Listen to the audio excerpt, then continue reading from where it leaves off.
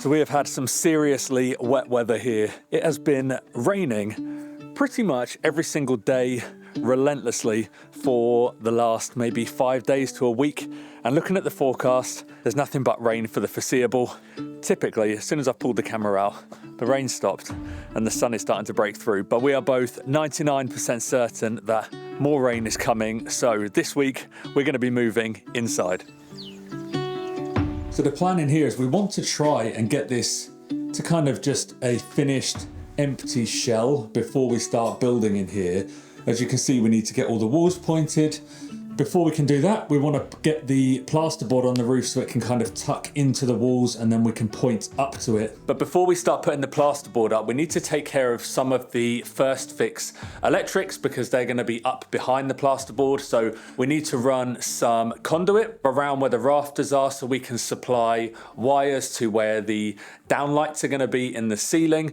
And I don't know about you, but I'm actually looking forward to a bit of a easier going week, shall we say. We're going to be up and down the scaffold a fair bit though. That's all right. But yeah, after the last couple of weeks, it's been pretty physically demanding on the old bodies. Yeah, if you missed last week's video, we were finishing up the French drain that runs around the perimeter of the tiny house. Basically, when we were taking up the old concrete floor, we found out that the damp problem at the base of the walls is worse than we thought it was. So hopefully this French drain is going to do the job of taking any excess water that's sitting around those foundations and run it away from the building, leaving us with a much drier interior.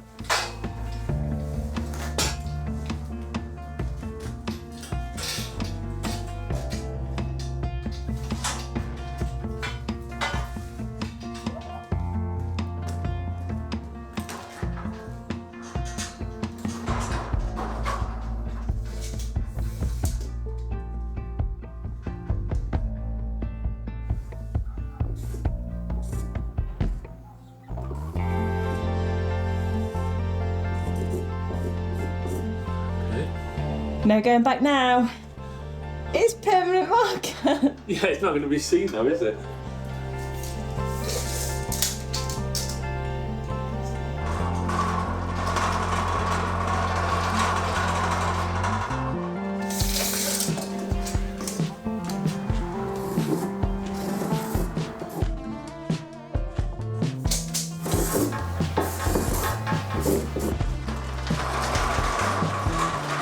Ricky's just going through and marking where we're going to have the downlights in the ceiling so that we can see where we're going to need to take the conduit and the wires to bring the electricity to the bulbs. We're going to be having 11 downlights across the ceiling, so that's going to be split between the main side of the living space and then the smaller mezzanine height where we're going to have our sleeping zone. We've been doing a lot of research and a lot of reading and a lot of Pinteresting as well, looking for inspiration of how it's going to be best to try and light this space, because we all know lighting is everything.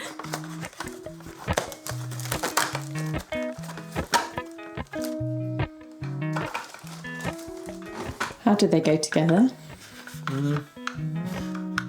Maybe you just push it, I don't know.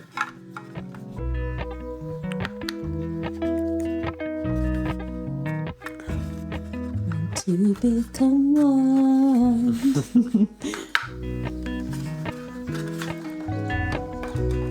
Kind of chunky, aren't they? Well, they're going to be within the wall. Oh yeah, that's true. You can do it either way though, can't you? You can face fix it or you can... Well, not with these, no. You have to Okay, I'm just making it up. But that's not a finished box, is it?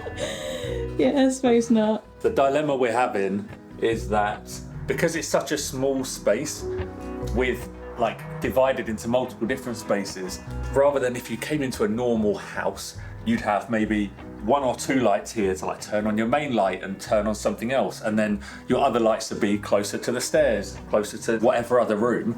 Everything's close to everything. Everything is close to everything here. So here we want to have our first one be our main light for the living space spotlights. Then we've got another one which is going to be a light for outside. We've got one that's going to be for, we've got kind of pendant light hanging and a wall light over there, like a bit of a softer evening light when we don't want the spot down lights on. Then we're going to have another double switch separate from this, which is going to be lights for the stairs. and lights for upstairs. But it does mean it all gets a bit congested in this. It all gets a bit congested, and it's just like the order that you put things in. What we really wanted to do was have it this vertically, and then, you know, you could have your main light in the middle, your outside light at the top, your pendant on the bottom, and then we can have a separate one that's going to have the lights for the stairs and the upstairs. But it's a big old chunk of stone that we've got to take out. It'll be too low if we put it there, so it will either have to go fully into there or in between the two. Yeah, this is just one of about 102 decisions to make today, so strong start, guys.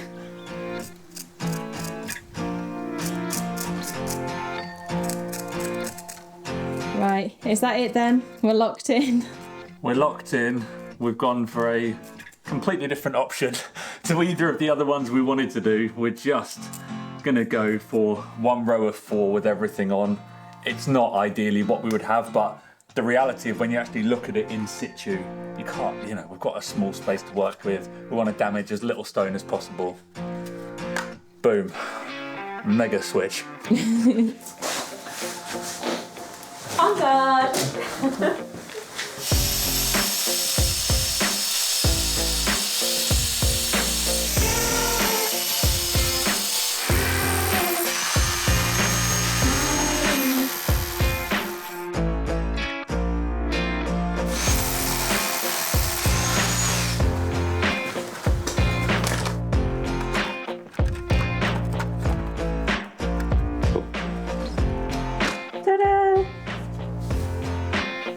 Good chip in. For those of you that are wondering if the French drain we put in last week has been proved to be working in all this rain that we've had, well, the answer is yes. It's in fact been working a bit too well. We are completely full.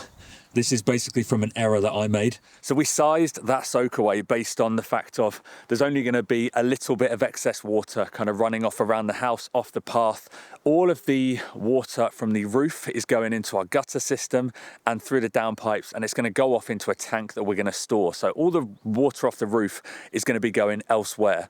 However, when we finished putting in the French drain, it started chucking it down with rain that night, and we'd forgotten to put the downpipes back on because we'd taken them off just for ease when we were working here. So I ran out in the dark and the rain, putting these back on, and in my haste and not really seeing what I was doing, I just chucked this spout on and didn't really notice that actually it's pouring it straight out into the drain. So yeah, that definitely put the new drain pipe under a lot more pressure than was intended, but it's good to know that it's working.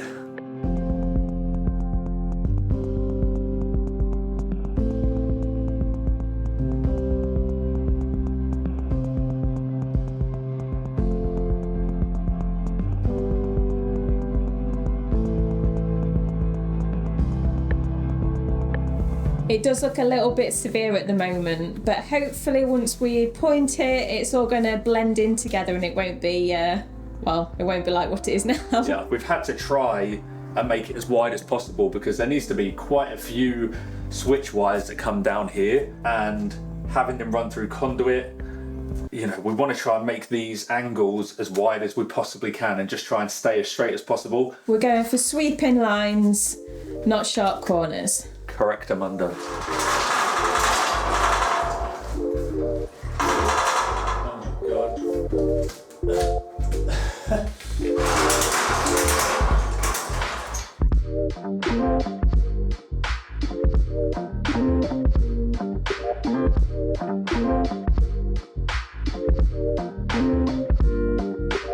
I'm what you'd call a hydration-aholic, if such a thing exists.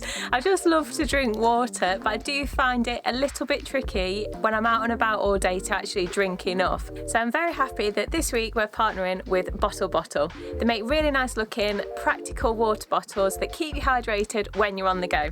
They've got loads of designs, sizes and colours, which makes it easy to find the perfect one for you. All of them keep your cold drinks cold and your hot drinks hot for 12 hours, so they're perfect if you're going to be going on a hike or you're just simply going to be out for the day. This is the Magic Cube sports bottle. It's easy to use one-handed, which is ideal when you're exercising. It's also got a comfy silicone handle and a straw. This one has got a secret compartment, which we use for secret snacks, but you could also use it for your key, medication, or other small valuables. And it's got a dual-purpose lid so you can drink from the straw or straight from the bottle. This is the classic tumbler, super stylish and easy to handle. And finally, the 2-in-1 tumbler. This one could have been designed with me in mind. I never just have one drink on the go. If I'm having a tea, I also want some water at the same time. I'm sure I'm not alone in this. Anyway, it's perfect for me. But it can also double up as another cup for sharing. So to get yourself one of these bottles or any other bottle in their wide range, click our link in the description and use our discount code to get 15% off and stay hydrated in style. Okay, so now I've chiseled out pretty much up to where the roof or the ceiling meets the wall. And the next thing I need to do is cut out a hole at the top for one of these boxes.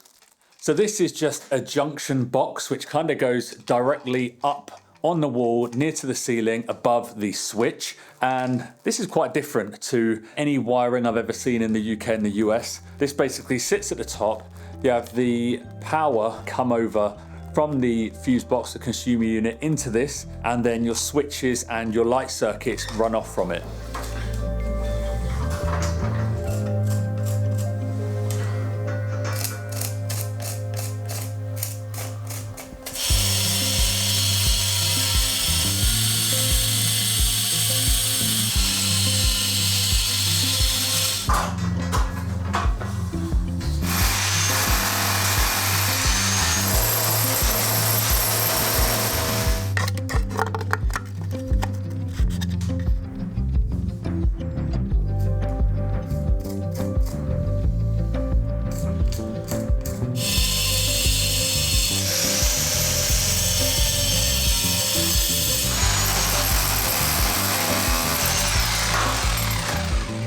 So what was a nice snug little cutout has become this big hole, because in my mind it was just going to be switches out the bottom, power and circuits out the top. But when I actually thought about it, I've got the power to come in plus about 5 different even circuits that need to come out of this. So I need to be able to use these holes on the side of the box to feed in and out, as well as the ones on the top. So yeah, taking that bit out as well, chased it up around here.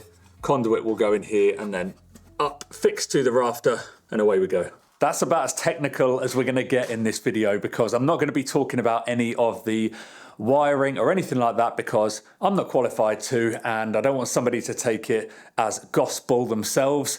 All I'm doing is kind of starting the first fix stuff, so getting the conduit and things like that in. We are not doing the electrics in this place ourselves. We are having a qualified Portuguese electrician do it for us, but that's a little way down the line. So now that the front is all chiseled out up to the box and up into the roof, I basically need to do the same thing. Ooh, that's a bit bright. So I need to get another junction box up at the top here and run it down to a switch around there. And then tomorrow we can start running conduit.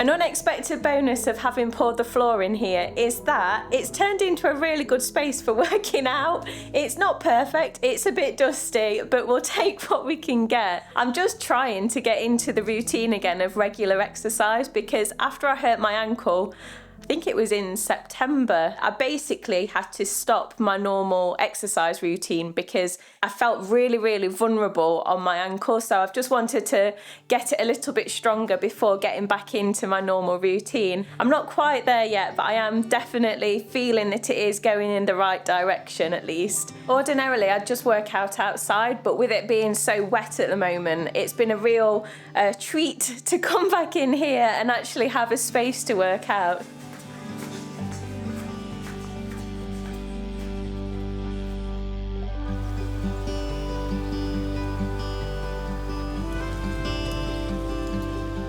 I felt really cooped up these last few days with it being so rainy, so it feels very nice this morning to be able to get out and about on the land and not be getting rained on at the same time. Ricky's just headed down to the tiny house because we've got one more of the channels to chip out ready for the conduit to go into, so he's finishing that up. And in all honesty, it's only a one-person job, so I'm sparing myself from getting dusty this morning, but I am going to make the most of this lovely weather that we've got and carry on and trim up some more of our olive trees. I've just spotted the faintest little rainbow here. Woo, there you go. Maybe this rain won't hold off for too much longer.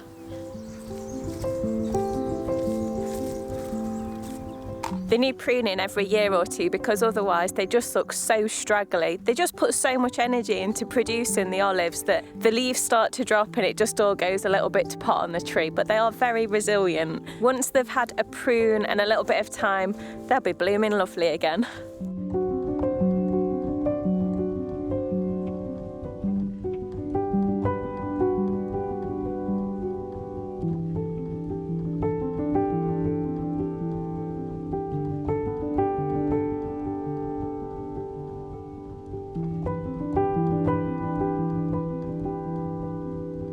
This poor guy really does look a little bit decapitated, but it's only temporary. That's what I've got to keep in mind. Right, this is my next victim. We need to open it up, so all of these shoots going straight up, they all need to go, as well as any of the other branches that are growing into the middle or crossing over other branches. We basically just want to open it all up in the middle and then have like a crown of foliage around the edge.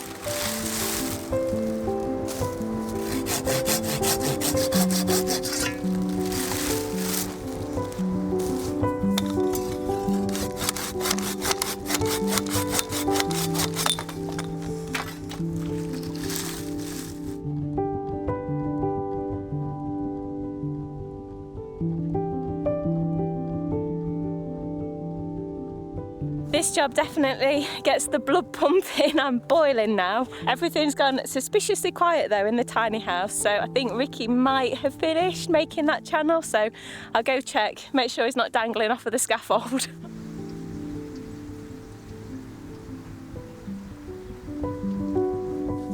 Look at that. What a beautiful sight. He does the job and clears up. This is the channel on the back that he was working on this morning, and it's actually quite difficult to even notice it. Are you still happy with our decision? What, to bury it? Yeah. Yeah.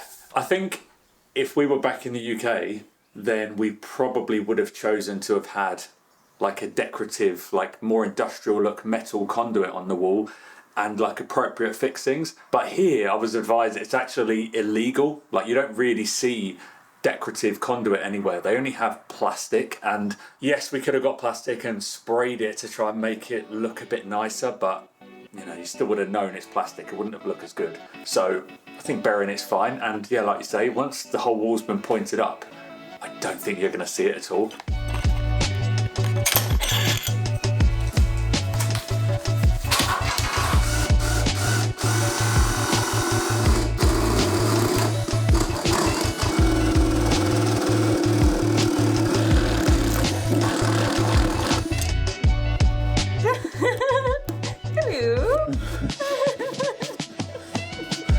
Immature much?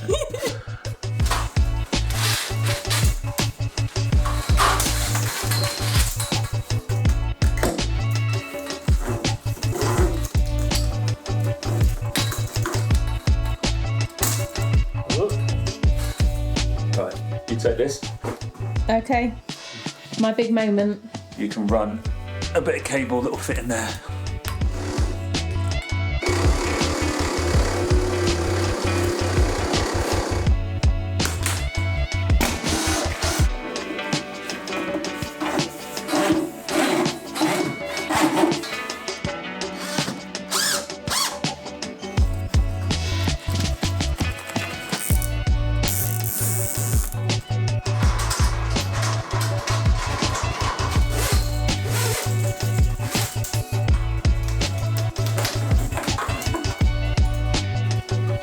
Thank you.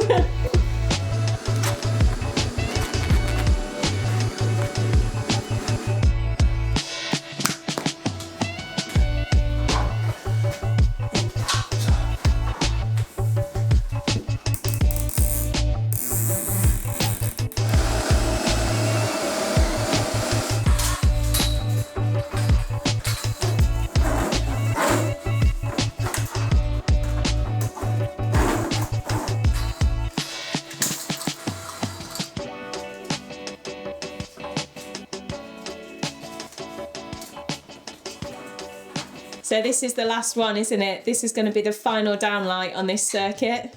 No, one more. Oh, can't count. Even though it is just conduit and some wires, you know, at the end of this, it's not like we're going to have a fully functioning house with lights. But I don't know, there's something about starting work in here and getting to the next stage of the project that does feel quite monumental. Comedy noise.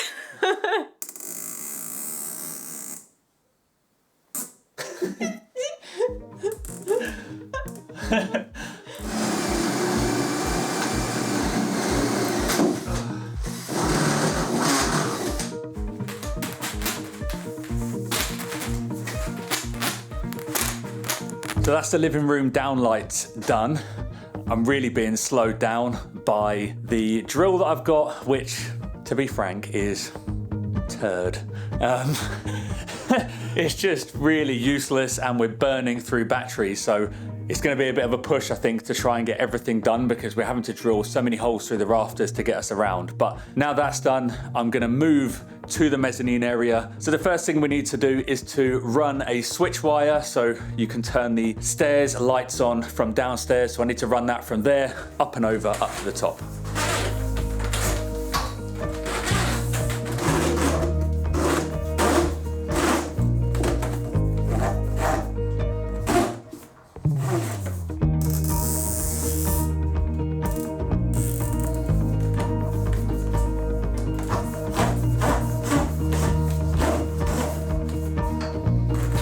Just met our postie and I think he's actually delivered something that we've been waiting for and that's actually exciting for once. Do you want to have a guess what it is? I've got no idea. It's something exciting, something that we made. Oh, it's our pots. Yeah, our first attempt at pottery. Considering what's inside of this, I'm slightly concerned of the condition of this box. It's a bit battered. I'm intrigued how this is going to turn out because we painted them and I was not happy with my paint job. This one's yours. Oh, I was going to say, I wonder if they can guess whose is whose. Woo! Mixing them all up. Oh, that looks nice. So if you haven't guessed, that's one of Victoria's. Oh, it looks... is it? Yeah. Yeah, so this was actually made on a pottery wheel, which neither of us have ever done. Somebody in the class asked if they could put a handle on theirs, and they were quickly told that is far too advanced for a first attempt. So yeah, that's not bad though, is it? No. Okay, next one. Oh, that's one of mine. Oh, that is everything I was worried was going to happen, of like the way it was streaking when I was painting it. Oh, that looks naff. No, it's nice. It's got character. Nice. Is that mine? That one's yours, yeah. Can't remember. Yeah, you were having a little bit of a moment splattering. You're like, my splatters, my splatters. I think I peaked too soon. I enjoyed making them. Don't know if I'd necessarily pay for them in a shop.